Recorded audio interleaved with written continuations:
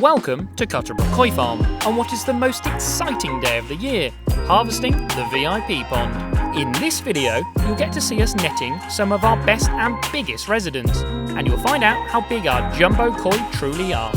Not only that, you'll learn what makes a high quality koi and get a true insight into how our fish farm works. We'll also take you on an exciting adventure to see a koi show, the fish equivalent of crufts. And lucky for you, we have our world-renowned koi judge back again to give you his verdict on our fish. So sit back, strap in, grab yourself a cup of tea and enjoy the ride. Today is the day we have all been waiting for, harvesting the VIP pond. This pond is just shy of 40,000 litres and is where our biggest and best koi reside. Today we have all hands on deck, with myself, Mark, Lewis and Bryn all working together on this big task. No pressure, Lou. Oh, then it will make better views. At least we'll get 250 quid if he falls in. Is you being framed still going? I don't know. One way to find out. The guys carefully pull the net around the pond, ensuring no fish can escape. We also add segments of foam to the surface of the water to discourage them from jumping.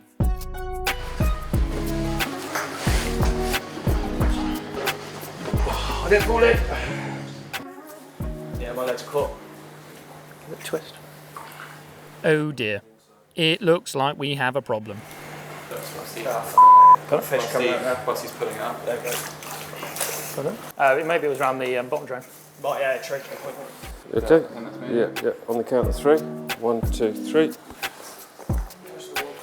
Thankfully, Lewis managed to free the net, and the panic was over. Meanwhile, Liam and Bernie had taken more of an interest in our cameramen. You gotta get some of this gear. He looks like some sort of Japanese priest, doesn't he? With the fish now successfully caught up, we added foam back into the water again to protect the fish. Woohoo! So what we're going to do, one by one, working our way down from the biggest fish to the smallest fish, roughly, is each fish is going to be caught up and moved into the tank behind you, where we're going to size them, sex them, and take a photograph of them. So every year we've done this to keep like a log of how fish are sort of changing and developing. So it's interesting for us to learn how certain bloodlines and fish change. Certain fish will grow more than others. So if we think a fish hasn't grown much this year, then we decide, right, this is a good point to sell it. Or fish that are growing really well, we'll keep them and we'll keep growing them nicely. And hopefully we have a tank full of really nice fish at the end of the day, fingers crossed. So the first fish they're going to get out, which, well, at least hopefully they're going to get out, is a fish we've actually had a bit of a competition going on. So the big Karashigoi in here, this time last year, September, measured in at 86 centimetres. And what I've done is I've asked every employee around the farm how big they think she's going to measure in this year. And we have quite a size range. We've had Lisa at 90, myself at 91, Jess at 91, Neil at 91, Bryn at 92, Mark at 92, Lewis at 94, and Annabelle at 100 centimetres, 1 metre. In all fairness to Annabelle, she doesn't come down to the farm very often and see the fish, and she doesn't know a lot about koi. So we'll forgive her for a potentially big guess, but you never know, she could get it right. We'll find out in a second. And before Lewis starts to make any false claims, no, I haven't come in here and measured her secretly in the middle of the night so I win this competition. Yeah. Just look at the size of her. A truly jumbo koi.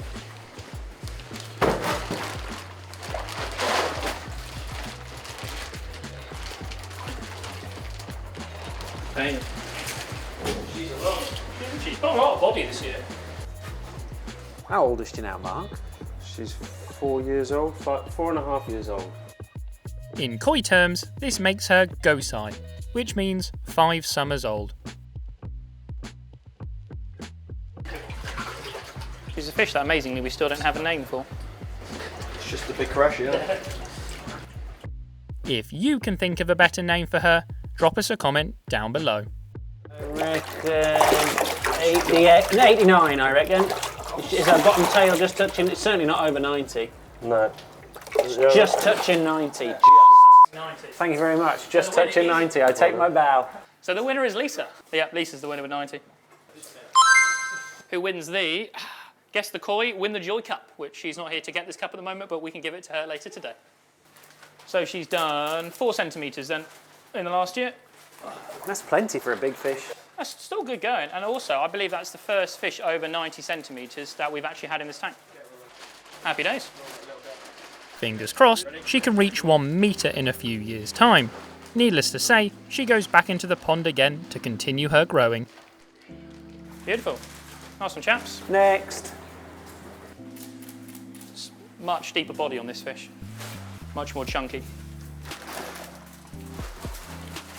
Quite a different coloured Karashigoi as well. The other one's much lighter, kind of creamy, whereas she's more of almost like a mango-y sort of yellow. They're sisters from the same spawning. Beautiful.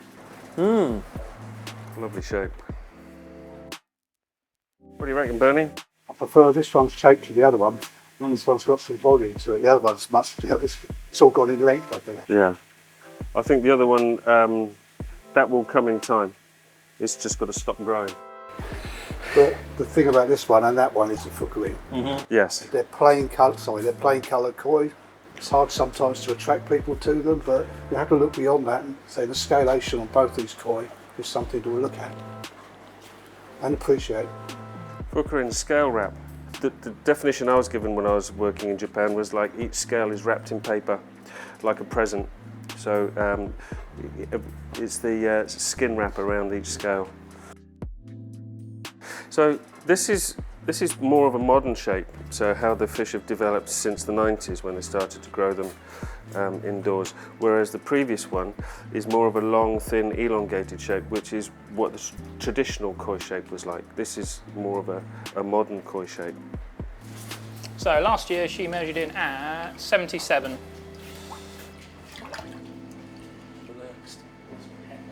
I'd say that's 80 on the nose. 80 on the nose, cool. So that was from the same spawning as the other one? Same age and everything? Same age and everything. We must never get away from That's the, it, Mark, from the get it single in. fact that it doesn't matter what Bernie says about the fish or Sam says about the fish, it's if you like the fish. That's the only thing that matters. Very true. Mark certainly speaks the truth, and people can often get too caught up in the technicalities of a fish and not stand back and appreciate a koi for its beauty.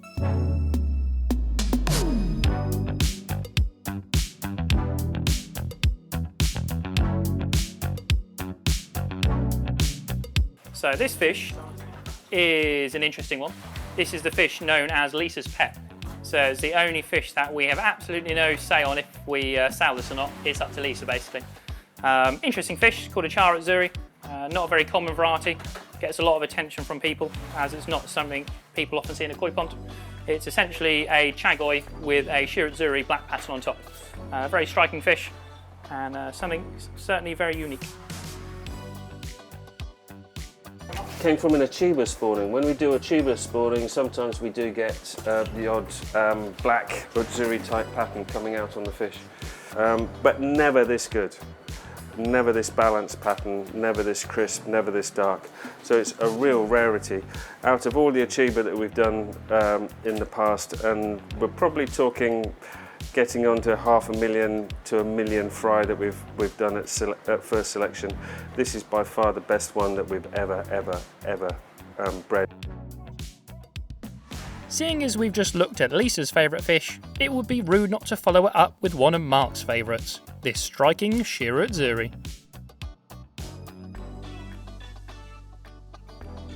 I can remember this fish from when it was first selection, when it was literally 1 inch long. And I've been watching this developing and I've been hoping and praying that it does what I hope it does. The white on that fish is brilliant. Should we see how big she is? 54. Jeez, that's amazing. Done 14 centimetres in a year.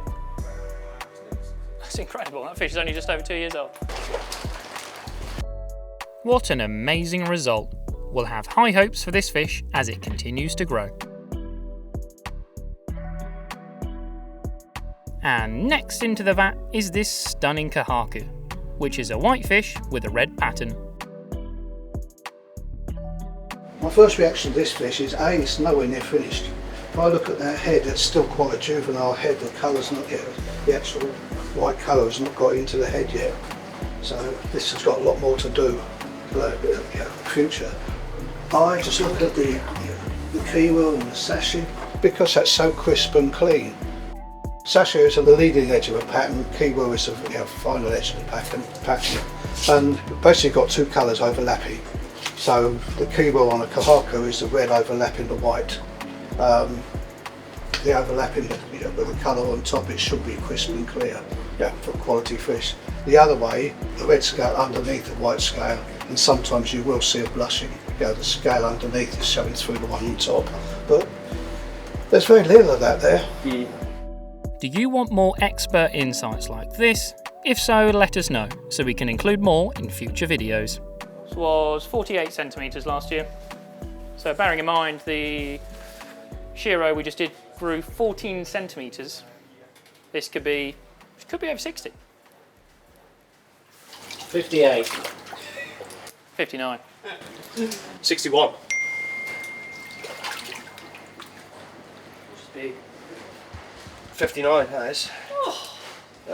Cheat, you only know said it what? because it was one upon me. Hang on. That's not the way you play the game. Yeah, 59.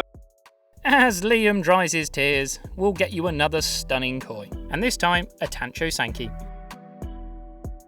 So this is the offspring of Matilda, our big famous 100,000 pound broodfish. And she is, 2022, so she is just over 3 years old, so she's a year older than the last fish we just did. This one is the female and was 53 centimetres last year. Shiroji, the skin is amazing. I love that little bit of black that just goes into the Tancho spot, which is the red spot on the head. Subo Sumi. Subo is critical Sumi, unless I'm wrong. I was always taught that the first step of the Sumi should be on the shoulder and stepping stones down the body. So she is 58 and she was 53 last year, so she's put on 5 centimetres. Wow, plenty. Beautiful. Needless to say, she gets the chance to go back into the VIP pond for another year of growth.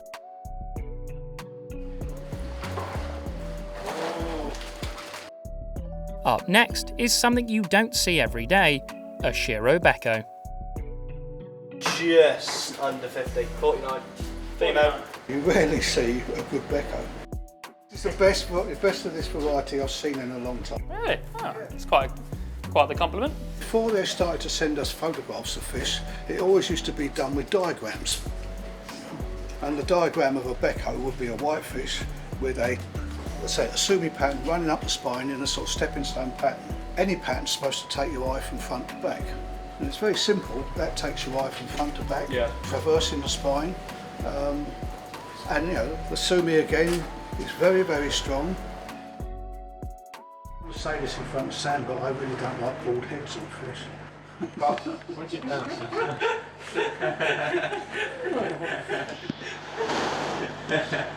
Bekko's got a bald head.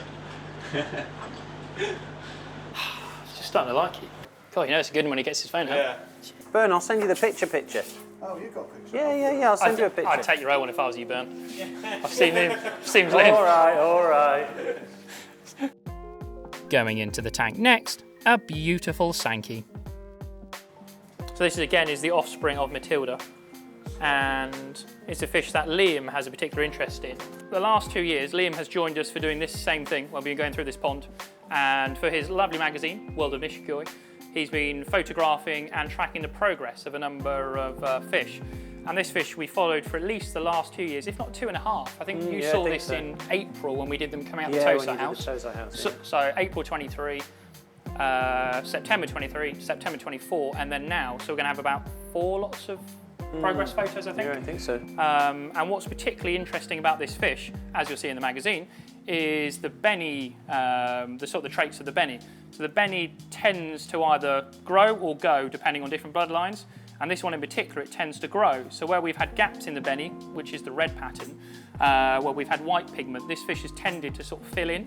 So there's a perfect photo here, which I'll put on the visuals for people to see, where we have that lovely white gap in pattern here, which 2 years ago was quite strong. A year ago, you could start to see it filling in, but now it's completely gone.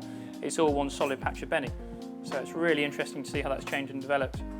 So if you want to learn more about this fish and other Sanke from that spawning, and Liam's comments on these fish. This is in volume 4 of World of Nishikigoi. So while we're on the subject of your lovely magazine, do you want to tell people where they can buy it from? So you can purchase it from the website directly and have it posted to your door, nice and easy. It's not just a how-to magazine as such, like there's plenty of informational based articles in there, but there's also stories from hobbyists, people talking about their ponds, their experiences in koi, loads of stuff about Japan. If you want to save on postage, koi keepers can come and see me at any UK koi show. Probably a lot of the viewers don't realise there are koi shows. So a bit like you've got crufts in the dog industry, you've also got koi shows too, where people can go and they essentially exhibit their koi against other hobbyists.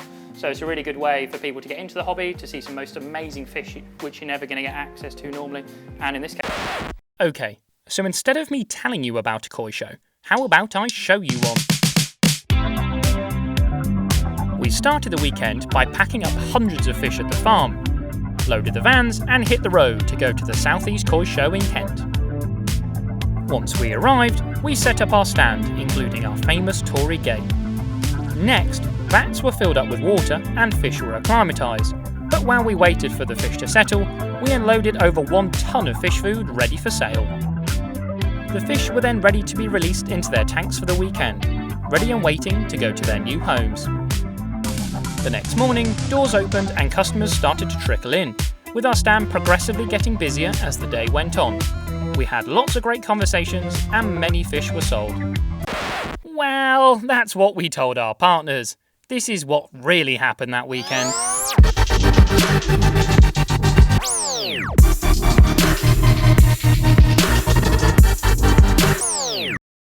What happens at a koi show stays at a koi show. So let's head back to the VIP pond.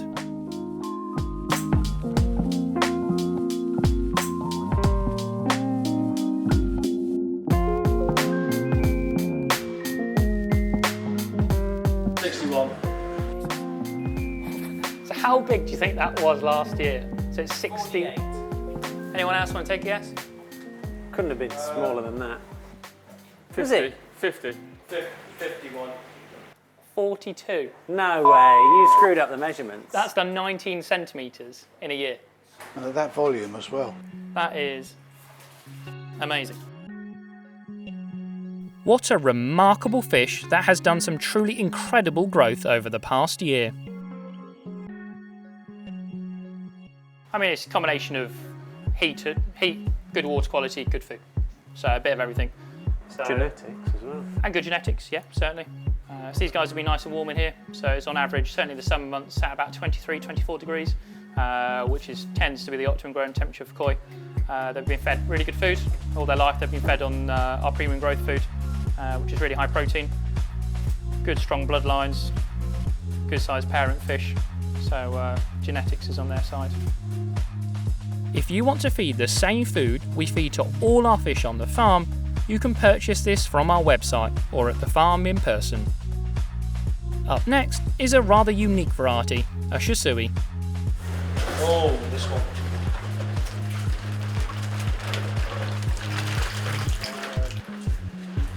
Amazing frame on the fish. Stubborn, isn't it? And just to think that it's... So yeah, these are 2-year-olds, and they were late spawning that year, weren't they? So it's probably only just turned 2. This was no bigger than an inch 2 years ago. No bigger than an inch. That's some serious growth. It's got a lot of volume on it, that, hasn't it? Yeah, but it's proportionate, it's nice. it's not typical Doitsu, it's not fat. Yeah, that's it, it's not got the belly. Is that male or female? The vent feels puffy and soft.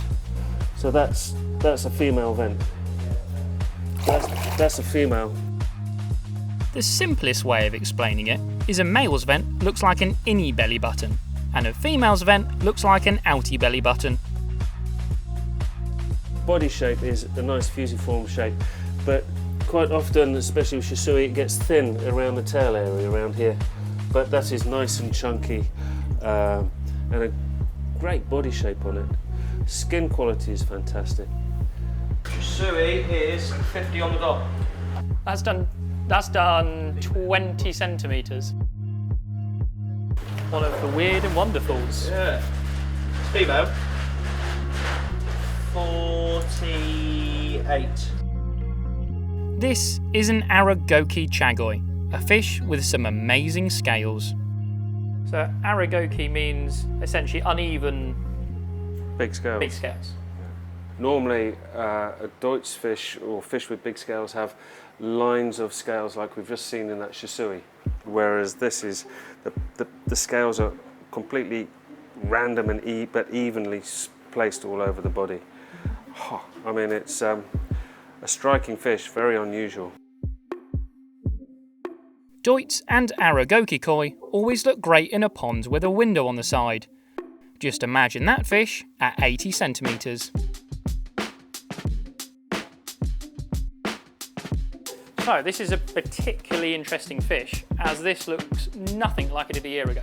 So that is what it looked like last year.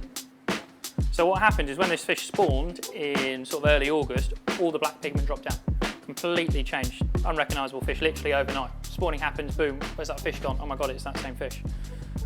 So whether or not it was the stress factor of spawning, the drop in water quality from spawning, but something has triggered that Sumi, the black pattern, to completely drop down and not so far come back. Black pigment tends to change linked to temperature, so the warmer the water, the black tends to drop down, the colder the water, the black tends to come up. Whereas a fish like this, that's been stable for the last 2 years, but to suddenly change, it's quite a surprise, to be honest. We certainly wouldn't have predicted this. This shows the harsh truth behind farming koi that no one really talks about. But it'll be interesting to see how she looks in another year's time. With the clock ticking, we continue to push on. Chuffed with that one. Yeah, I will be too. As we worked our way through the smaller koi, there are a few fish that certainly caught our attention. Oh, boss is here, look busy.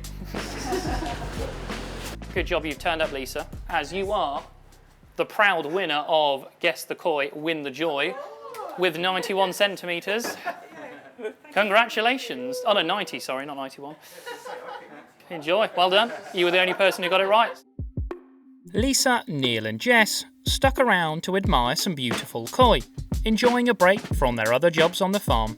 If we keep that, we sell the Charizard. No, we're not selling the Charizard. The Charizard's been here for years. I know. Yeah. What can I say? I did tell you it was Lisa's pet.